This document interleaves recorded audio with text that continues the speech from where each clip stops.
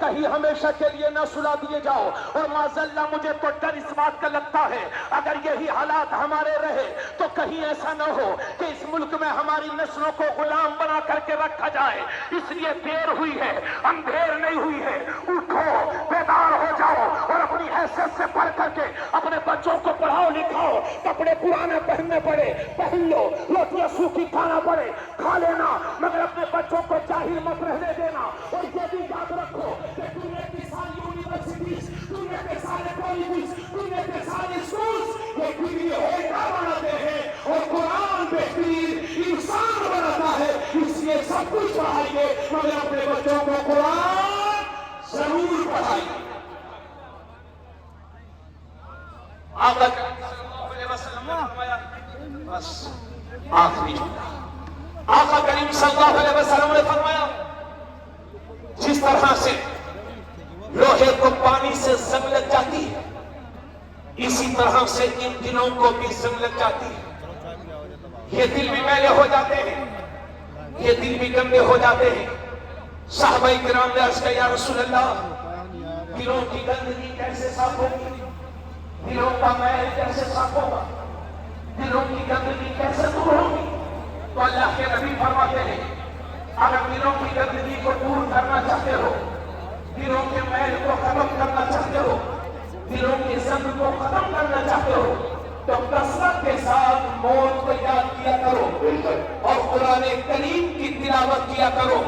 کثرت کے ساتھ موت کو یاد کرنا اور قرآن کریم کی تلاوت کرنا یہ دلوں کی سیاہی کو ختم کرتا ہے، دلوں کے زنگ کو ختم کرتا ہے. شیخ عبدالحق محدث دہلوی کہتے ہیں کہ کثرت کے ساتھ موت کو یاد کرنے کا مطلب یہ ہے کہ جن باتوں کا اللہ نے حکم دیا ان پر عمل کرو اور جن باتوں سے بچنے کا حکم دیا اس سے مسائل لکھتا ہے. عدل ارباب کا سہارا لے کر کے قوم کی رہنمائی کرتا ہے، وہ میرے سر کا تاج ہے. اور ایک مفتی اسلامی چیف جسٹس کی حیثیت رکھتا ہے مگر وہ مفتی زحمت ہے جنہیں صحیح سے اردو بھی پڑھنا نہیں آتا. مرتبہ انہیں بہت اونچا چاہیے.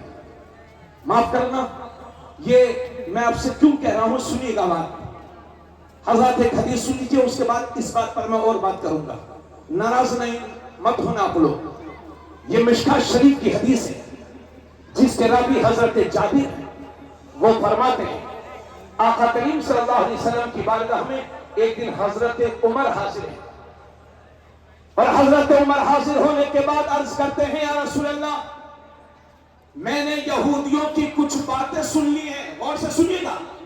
حضرت عمر عرض کرتے ہیں یا رسول اللہ میں نے یہودیوں کی کچھ باتیں سنی. روحانی غذا ہے یہ، مدرسے ہماری ریڑھ کی ہڈی کی طرح ہے. اگر یہ کمزور ہو گئے تو ہندوستان کا مسلمان ایمانی اعتبار سے کمزور ہو جائے گا. اگر غوثیہ کا کوئی بھی ممبر آپ تک نہ پہنچے تو اپنی ذمہ داری سمجھتے ہوئے خود مدرسے کی خدمت کیجیے. بہت خوب. اور کہنا تھا انشاءاللہ پھر کبھی ایک جملہ یہ بھی کہ میں آپ کے درمیان سے ہر آدمی سے یہ گزارش کروں گا کہ جس سے 3 لڑکے ہیں 4-5 کے ایک ہی صحیح، میں آپ سے یہ ہاتھ پھیلا کر کے بھیک مانگتا ہوں خدا را اپنے ایک بچے کو دین کی راہ میں ضرور ڈالیے. کیونکہ جس طرح سے ہمیں جسمانی صحت کے لیے فیملی ڈاکٹر کی ضرورت ہے اسی طرح سے ہمیں روحانی پاکیزگی کے لیے خاندان میں ایک اچھی عالم دین کی ضرورت ہے. کریں گے انشاءاللہ اس کو. روزے دینے والی ذات